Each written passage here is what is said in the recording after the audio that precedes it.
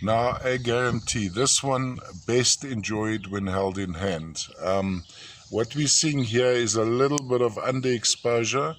Then when we have a closer look, we have total overexposure.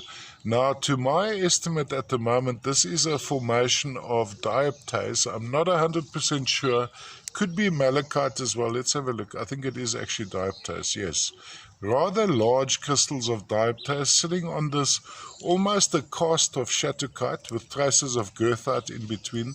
This would hail from the deposits of the Tantara mine, of course famous for the large lovely diaptase crystals. There we have the crystals. I'll just show you. It's a good thing I'm able to do a video on a piece like this, because when you look at the still pictures, you'll have a much better perspective of the angles. Because the angles of the still pictures can often be very deceiving or misleading.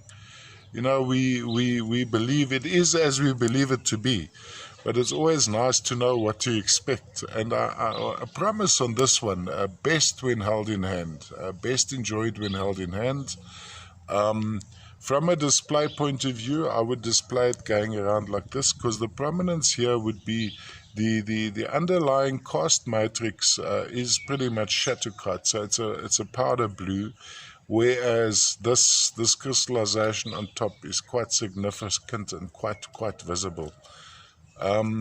Also, another interesting thing, if you look at the cast itself, it seems to be maybe a pseudomorph product of another mineral which was eventually replaced by a shattuckite.